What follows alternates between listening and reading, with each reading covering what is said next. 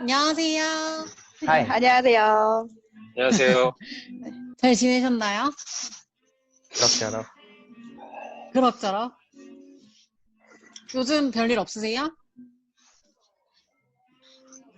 그러게요. 늘 똑같은 별일. 최바리님은 홈바리스타로 요즘 잘 지내고 계시나요? 네, 그냥 살고 있습니다. 생존하고 있는 것 같은 느낌인데, 요즘? 네, 요새 그쵸? 집 밖이 위험합니다. 요즘 커피 시장도 많이 죽은 것 같은데, 응. 저희가 커피도 또 죽은 만큼 성장을 하고 있는 또 시즌이 다가올 것 같은데, 아, 나 그건 네. 궁금해. 커피 뭐요? 시장이 매출로도 줄었을까요? 예를 들어 소비자 입장에서는 카페는 안 가더라도 시켜 먹든지 전체 매출 파이에 변동이 있었을까 난 궁금해. 오히려 쟁여놓는 것 때문에 막 캔커피 한 박스 사고 그러진 않았을까? 라는 생각도 들어요. 제가 봤을 땐 약간 인스턴트 커피 시장이 조금 더 커지지 않았을까. 인스턴트 그러네요. 예. 네, 집에서 그냥 간단하게 먹을 수 있는. 야. 저도 커천말에 공감을 좀 하는 게 제가 주말에 이제 한남동에 되게 유명한 마트가 생겼다 그래가지고 가봤거든요. 근데 네, 고급 마트일 거 아니에요. 되게 비싼 동네니까. 네. 근데 메인 자리에 인스턴트 커피가 와 있더라고요. 아. 그래서 거기서 조금 놀랬어요. 얘네가 집에서 먹게끔 이제 대형 마트들도 하는구나, 홍보를 하고 있구나 이런 생각이 좀 들더라고요. 음, 그래서 커피 같은 경우는 우리가 시국은 이래도 다들 꼭 집에서는 먹는 추세인 것 같아요. 그렇군. 그러니까 지금 그 술자리나 이제는 회식이나 모임도 지금 자제를 하는 분위기잖아요.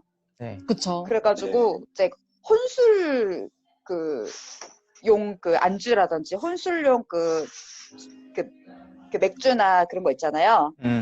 그런 게 지금 굉장히 지금 마트나 그런 데서 유행을 하고 있어서 밖에서 소비를 하지 않는 대신에 이제는 다 집에서 이제 소비를 하게끔 다 그렇게 되지 않을까. 그러니까 1인용 뭐 치즈 안주 이런 것도 나오더라고요. 그 네. 와인도 그렇고 심지어 뭐 플라스틱 잔도 팔던데요. 마트에서. 그러니까 혼자 사시는 분들 많으니까 그 그치. 와인도 그 작은 병으로 팔고 아니면은 아예 잔 자체에 들어간 그 일회용 와인도 팔고 치즈도 약간 그 이렇게 여러 가지 섞어가지고 밀봉돼 가지고 팔더라고요.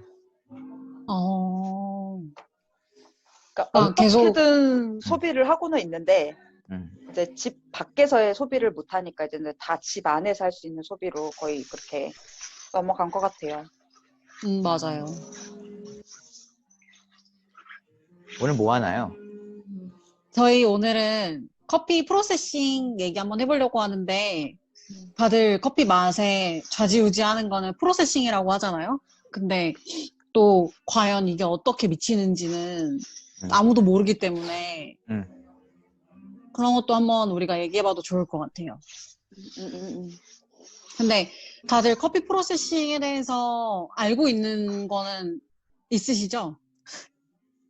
그쵸. 이제는 거의 이제는 가공 방식, 커피의 가공 방식이라고 해가지고 수확을 하고 나서 이제 어떻게 가공을 하느냐에 따라서 이제는 네임이 붙여진데 제일 많은 게 이제는 건식과 습식 이게 두 가지가 있잖아요.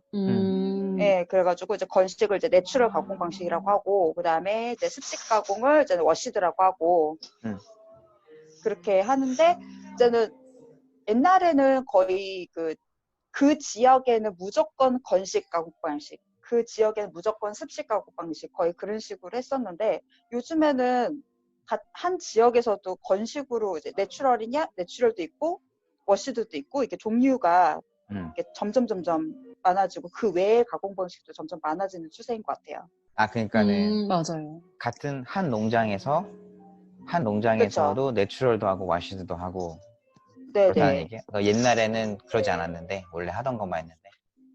그렇죠. 근데 그 에티오피아의 그 얘가 잡힌 아리차라는 뭐, 생두가 있잖아요. 네, 맞아요. 예, 아리차라는 생두가 있는데 그게 이제는 내추럴도 팔고 워시드도 팔아요. 맞아요, 맞아요. 예, 그래가지고 이제 근데 보면은 가격도 둘이 다르거든요. 그래가지고 맞아요. 워시드가 조금 더 저렴하게 나오고 이제 내추럴이 조금 더 비싸게 근데 그렇게 왜 해서 한 내추럴이 더 비싼 지역에 거예요? 그니까. 왜 내추럴이 비싼 거예요? 워시드가 더 비쌀 줄 알았는데. 저도. 내추럴이 더 그러네. 비싸게 팔더라고요. 그러니까 음. 내추럴이 뭔가 좀 균이나 뭐 이런 거, 곰팡이 이런 거에 더 민감해서 그런가?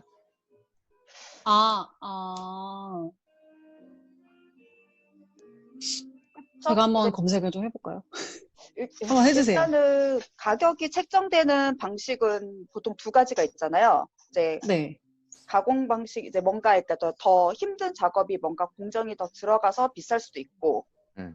아니면은 이제 보통 이제 수요와 공급의 차이에 의해서 이제는 가격이 책정이 될 수도 있잖아요. 네. 네, 근데 제가 봤을 때는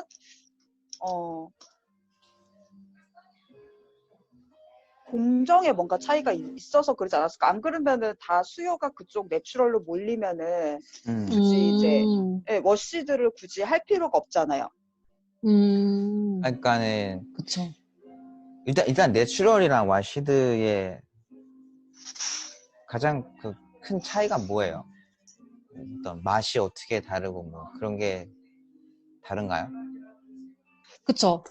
개념적으로는 내추럴 같은 경우는 확실히 깨끗한 맛은 없어요. 클린 컵을 원한다면 워시드 쪽으로 가야 되는 건데, 음. 우리가 기본적으로 알고 있는 상식상으로는 거의 내추럴은 텁텁한 맛을 많이 갖고 있다. 그러니까 어떻게 보면은 커피 맛을 조금 안 좋은 맛으로 가고 있다? 이렇게 해석을 하기도 하더라고요.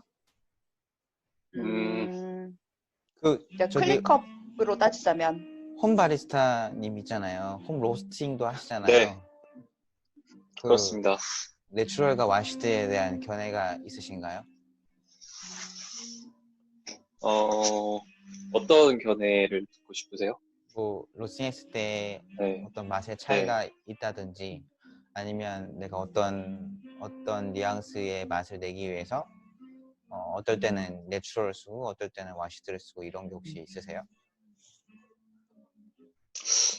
예전에 매장 할 때는 좀 이렇게 블렌딩 작업을 했었으니까 이제 블렌딩이라고 하면 이제 매장에서 에스프레소 보통 만들 때 블렌딩을 많이 쓰는데 그때는 좀 많이 고려했던 것 같은데 지금은 그냥 싱글 단일 품종으로 그냥 뽑기 때문에 그냥 그때그때 다른 것 같아요. 그냥 오늘은 아까 얘기하신 뭐 허밍웨이 선생님이 얘기하신 것처럼 좀 깔끔하고 클린 컵이 좋은 걸 원하면은 워시드 계열을 먹고 좀 묵직하고 좀 독특한 향미를 좀 즐기고 싶다. 좀 오늘은 좀 특별하게 즐기고 싶다. 그러면 좀 내추럴 쪽으로 많이 가지 않나. 그냥 그렇게 생각해요. 아니 얼마 그게 전에 물론 정답은 아닐 수 있는데 보편적으로 봤을 땐 그런 것 같아요. 보편적인 접근으로 봤을 때. 그 드립바 갔는데 게이샤를 파는데 네. 게이샤 내추럴을 새로 런칭을 했더라고요. 네. 새로운 메뉴로. 네, 원래 게이샤 와시드만 하다가 근데 그 바리스타분 말씀이 뭐 네.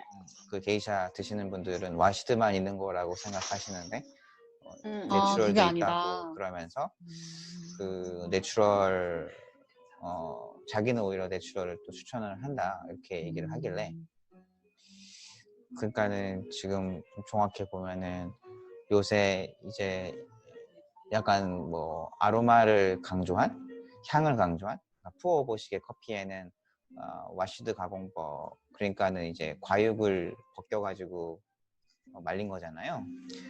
네. 그걸 그쵸. 써서 클린컵을 이렇게 뭐 추구한다 이렇게 얘기를 하는데 내추럴 같은 경우에는 그런 어떤 향 이런 것보다는 이제 그 뭐 밸런스 위주의 그런 커피를 할 경우에는 내추럴을 쓰지 않나? 그리고 일단 과육 자체로 말리기 때문에 좀 단맛이 더 부각되는 건가? 그래서 좀 내추럴과 와시드를 여기 선생님들은 어떻게 약간 뭐 특별히 로스팅이나 브루잉 할 때 뭐 선호하는 뭐 그런 게 있는지. 제가 그 작년에 그 COE 게이샤 그 품종의 그 원두를 커핑을 한 적이 있었거든요. 네. 근데 네. 보니까 거기는 되게 독특하게 게이샤 내추럴 1위, 2위, 3위, 4위 해가지고 쭉 나와 있었고요. 그리고 네. 게이샤 워시드 해가지고 1위, 2위, 3위, 4위 이렇게 쭉 있더라고요. 그래가지고 딱 먹어봤는데 굉장히 다 이제 제 입맛에는 다 너무나 훌륭한 커피였고, 그래가지고 먹어봤을 때 일단은 게이샤 워시드를 딱 먹어봤을 때는 약간 좀 꽃향기하고 약간 그 플로럴하고 약간 시트러스 계열의 화사, 네, 그런 게 좀 있고, 그리고 내추럴 같은 경우에는 굉장히 그 핵과나 그 약간 좀 말린 과일, 그러면서 이제는 약간 좀 바디가 조금 워시드보다는 조금 높은 그런 계열의 그런 걸 봤는데, 거기도 마찬가지로 거기는 이제는 COE니까 이제 낙차를 받잖아요. 그쵸. 낙차를 받는데 굉장히 워시드에 비해서 굉장히 내추럴이 가격이 굉장히 비쌌던. 지금 근데 보니까 이게 약간 좀 네, 맞아요.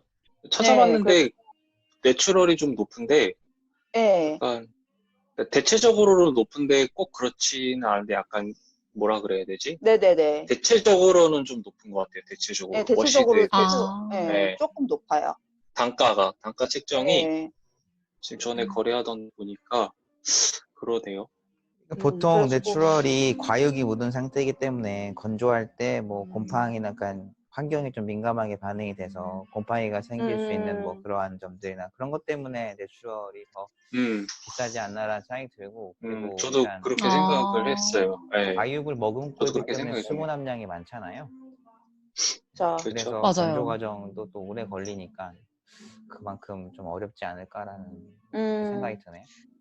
그러니까 공정 시간이 훨씬 더 기니까. 그래서 그럼 그렇게 걸리지 않을까. 빈센트님은 그거 하실 때, 드립 같은 거를 하실 때, 워시드랑 내추럴을 이렇게 구분 지어서 하진 않으시죠? 내추럴 많이 써요. 그래요? 일단은 이유가 뭐예요? 제가 생각하는 이제 와시드하고 내추럴의 맛의 차이는 와시드 같은 경우에는 좀 라이트 로스팅 할 때 쓰면 좋을 것 같아요. 라이트 로스팅 해서 그런 푸어보식에 굉장히 아로마가 강조된, 향이 강조된 그런 커피를 내린다고 하면 와시드 커피를 써서 어떤 밸런스 유지 그 중심보다는 좀 전체적인 아우라가 되게 중요한 커피를 내릴 때는 아우라 그 와시드를 쓰면 좋을 것 같고, 밸런스를 강조한, 그러니까는 스위트니스를 강조한 커피를 할 때는 내추럴을 쓰면 될 것 같아요. 근데 와시드하고 좀 내추럴의 차이는, 와시드 같은 경우에는 어떤 산미 톤을 강조하면서 약간 뒤에 단맛이 오게끔 하는 어떤 그런 그 뉘앙스로 가는 커피에는 와시드가 맞을 것 같고, 밸런스를 강조하면서 뒤쪽에 그 화사한 산미가 살짝 올라오는 그런 커피를 할 때는 내추럴 커피를 하면 될 것 같아요. 그리고 블렌딩을 할 때는 약간 메인을 쓸 때는 내추럴을 쓰고요. 그러니까 비율이 가장 많이 들어가는 커피를, 그리고 프로티지가 가장 낮게 들어가는 원두 같은 경우 와시드를 써요. 그러니까 밸런스 중심의 원두를 갖다 놓고 그 다음에 뒤에 피니시나 이런 걸 강조하는 거는 와시드를 쓰려고 하거든요. 저는 그런 식으로 쓰는데 다른 분들은 어떻게 쓰는지. 단가가 안 맞지 않나요, 보통? 그러면? 만약에 이제 뭐 에스프레소 그러니까 에스프레소 쓰시는 데는 모르겠는데 단가? 그러니까 그러니까 제가 보통 이제는 블렌딩 하시는 분 보면은 거의 베이스가 이제는 이제 브라질 아니면 콜롬비아잖아요. 네. 네, 그렇죠. 근데 이제는, 그래가지고 보통 이제 이제 그 워시드 중심으로 약간 깔끔함을 아예 그냥 베이스를 크게 잡아놓고, 그래서는 이제 약간 이제 자기가 표현하고 싶은 뭐 에티오피아라든지 뭐 이렇게 등등등등 이제 그런 거를 내추럴 계열로 해가지고 약간 좀 개성만 넣을 수 있게, 그렇게 해서 이제 단가를 좀 많이 낮추면서 약간 좀 블렌딩 조화롭게 하는, 아, 그래요? 그렇게 많이 하는데, 근데 그러니까 내추럴을 베이스로 하신다고 하는 거 보니까 그러면은 단가가 많이 높겠다라는 생각을 잠깐 해가지고.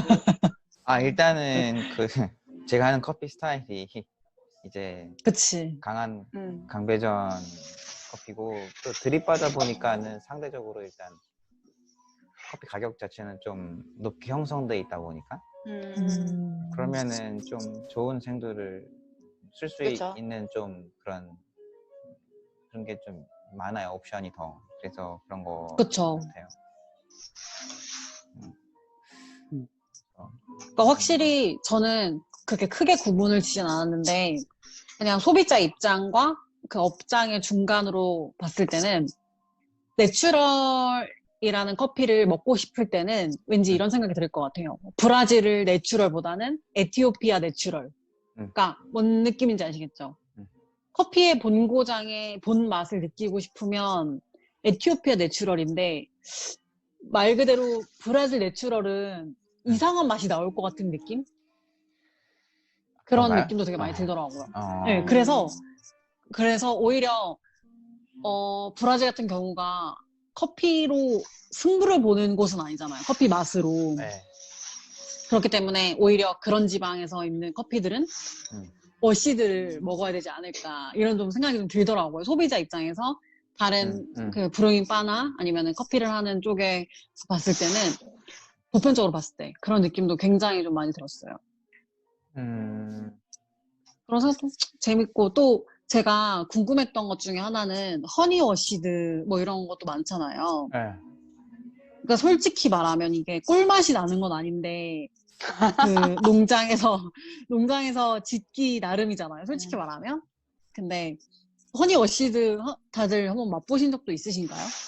그러니까 그게 허니 프로세싱이 이제는 원래는 그 펄푸드 내추럴이죠. 네. 그쵸, 맞아요. 펄푸드 내추럴인데 그게 이제 너무 이제는 거기 채로 그대로 말리면 너무 시간이 많이 걸리기 때문에 건조되는데 시간이 많이 걸리니까 이제는 껍질을 다 벗기고 가육도 어느 정도 벗긴 상태에서 그대로 이제는 햇볕에다 말리는 그거를 이제 펄푸드 내추럴이라고 이제 브라질에서 제일 많이 사용했던 가공 방식 중에 하나인데 그거를 이제는 이제 제가 봤을 때는 이제 상업적인 어떤 목적에 의해서 이제 이제 껍질만 벗기고 말렸느냐 아니면은 거의 그 과육을 어느 정도 이제는 뭐 블랙 허니, 레드 허니, 뭐 옐로우 허니 해가지고 과육을 어느 정도 벗겨내고 그 다음에 말렸느냐에 따라서 이제는 그렇게 이름을 붙여가지고 약간 좀 저도 처음에 몇 년 전에 허니 프로세싱이 나왔는데 그게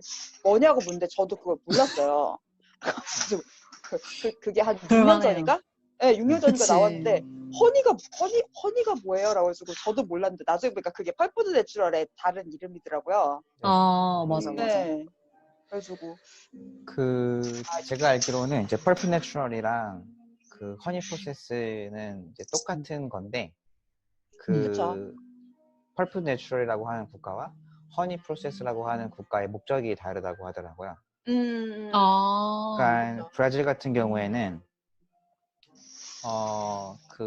이제 제가 알기로는 이제 펄프 내추럴이라고 하고 네, 코스타리카 맞아요. 같은 국가가 허니 프로세스라고 하는데 브라질 같은 경우에는 그냥 내추럴 하는 게 만약에 어렵다고 했을 때 그래서 어떤 그 병충의 문제를 해결하기 위해서 펄프 내추럴이라는 방식을 쓰는 거고 목적이 코스타리카 같은 경우에는 원래 네. 와시드를 했다면은 과육을 좀 남긴 상태에서 가공을 하게 되면은 스위트니스가 증가되기 때문에 그래서 그거를 허니 프로세스라고 얘기를 하는 것 같아요. 네, 그래서 펄프 내추럴과 허니 프로세스는 같은 방식이긴 하지만 그걸 사용하는 국가의 목적이 다르다. 그쵸. 결국에는 뭘 남기느냐인 건데, 네, 그래서 뭘 남겨서 어떻게 말리고. 코스타리카는 커피 자체의 스위트한 맛을 이제 부각시키기 위해서 허니 프로세스라고 하는 거고, 브라질 같은 경우에는 반대로 빨리 말리려고. 예, 그 그치. 병충으로부터 문제를 해결하기 위해서 펄프 내추럴이라고 하는 것 같아요. 그쵸. 그만큼 브라질이 커피 강국이면서도 커피를 제일 많이 생산하고 있는 나라이기 때문에 역시 농가에서는 이런 것들을 계속 대체하지 않을까 뭐 이런 생각도 되게 많이 들더라고요. 그쵸? 결국엔 대체 방법인 거지. 농가들의 대체 방법. 우리의 맛을 따지는 것보단. 근데 그래서 지금은 제가 네네. 스페셜티 하세요. 커피라는 게 나오면서 요즘은 예전에는 예를 들어서 브라질은 어떤 맛이고 뭐 콜롬비아는 어떤 맛이고 에티오피아는 어떤 맛이고 이런 어떤 국가별 산지에 대한 보편적인 맛이라는 게 정해져 있었는데 지금은 어떤 마이크로 단위의 그 커피를 하다 보니까 같은 국가여도 같은 지역이어도 옆에 농장과 그 옆에 농장의 맛이 많이 다르다는 거예요. 네, 그래서 맞아요.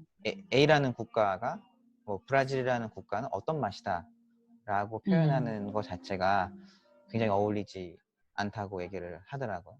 그러니까는 그쵸. 뭐 A라는 집이 있고 그 옆에 B라는 집이 있는데 같은 지역 사람이지만 어떻게 키우느냐에 따라서 거기서 자란 아이가 성격이 완전 다른 것처럼 그 마이크로 단위의 그런 커피를 하면서 굉장히 캐릭터가 많이 다르다고 하고 다만 커머셜 스타일의 커피를 할 경우에는 어떤 브라질은 뭐 너티하고 뭐 그런 맛을 얘기는 할 수 있지만 좀 스페셜티 커피 나오면서 어떤 이제 커피 맛을 표현하는 데는 굉장히 스페시픽하게 들어가는 것 같아요. 그래서 맞아요. 지금은 스페셜티라고 하면은 그냥 그 콩 자체를 놓고 해석해야 되는 게 맞는 것 같아요. 맞아요. 예. 그러니까 그 콩 자체가 특징이 뭐고, 뭐 원산지가 어디고, 농장 주가 누구고, 가공 방식은 어떻게 했고, 뭐 이런 걸 종합적으로 판단을 해서 거기에 맞게 설계를 해서 결과물을 나온 걸 가지고 평가를 하고 우리가 생각하는 게 제일 정확하지 않나. 그쵸, 맞아요. 그게 지금 스페셜티는 그게 맞는 것 같아요. 네. 뭐 혹시 과테말라 스페셜티는 뭐다 이런 거는 좀 아닌 것 같고. 맞아요, 맞습니다. 네, 그 자체를 다들 봐야 될 것 혹시 같습니다. 그거 해보셨나요? 그 로부스타 로스팅 한번 해보신 적 있으세요? 진짜 저는 오래돼가지고. 해본 적 있어요. 아 진짜요? 어때요? 네. 그때 너무 오래됐는데, 저도. 굉장히 오래전에 한 건데. 저도 한 4년 전? 4년 전에 두 번 로스팅 해봤던 것 같아요. 아, 제가 이 얘기를 갑자기 로부스타를 왜 하게 됐냐면, 네. 제가 한 3일 전에 로부스타를 누가 이제 1, 2kg 주셔가지고 한번 해본 적이 맛있어요? 있어요. 근데, 예, 로부스타를. 근데 제가 알기로는 1kg에 5,000원짜리였어요, 이게. 그 정도지 않나요? 그래서, 네, 엄청 싸죠. 그래서, 로부스타도 나쁘지 않고 요새 커피 맞아요. 시장에서도 되게 각광받고 있으니 한번 해보자. 이렇게 해서 로스팅을 해봤는데 너무 충격을 먹은 게 200도가 가까이 됐는데도 1차 팝이 안 오는 거예요. 맞아요. 1팝이 안 와. 맞아요? 왜요? 원래 네, 그래? 맞아요. 왜 네, 안 와? 안 와요. 안 저 너무 오더라고요. 놀랐어요. 왜 안 아니, 와요? 뭐 로부스타가 뭐 수분이 더 많거나 아니면 뭐 밀도가 엄청 왠지 짠다든 밀도가 그 내부 밀도 조직이 때문에 아마 다를 거예요. 내부 구조가. 그게 아, 염색체가 다르잖아요. 일단 아라비카랑 로부스타 자체가. 그래서 그런 거예요? 네. 그래서 그건 몰랐네. 알고 있었어요. 그쵸? 네. 네, 1팝이 안 와요. 저 엄청 놀랐어요. 그래서 근데, 네. 네, 맞아요. 네. 그렇게 알고 있습니다. 1차 팝이 제가 했던 거를 일단 말씀드리자면, 1차 팝을 하고, 네. 1차 팝과 동시에 그냥 커피가 다 타버려요. 맞아요. 그러니까 커피가 끝나버려요. 그냥 로스팅이 끝나요. 네? 끝났어. 1차 팝이 시작이 되면 이미 그땐 끝난 콩이라고요? 네, 끝난 거예요. 이미 그 콩은 전에 다 빼야 볶아져 돼요? 있는 상태예요. 네. 그러니까 아니, 뭐 그 전에 약간 뺄 수가 비율로 없어요. 보면은 약간 1차 팝만 터져도 뭐 풀시티라는 얘기예요. 아니, 그쵸. 그러니까 맞아요. 약간 저는 볶았을 때 어떤 느낌이었냐면은 1팝이 네. 생략된 느낌이고, 맞아요. 진짜? 1팝이 네. 생략이 되고 2팝 터지는 소리가 들려요. 맞아요. 네, 2팝 터지는 소리가 들려가지고, 이게 1팝인가? 그러고 싹 보니까, 맞아. 나중에 보니까 이제 그게 이제 색깔도 이미 이제는 거의 이제, 다 다크로. 볶아진 상태. 네, 다 맞아요, 볶아진 맞아요. 상태.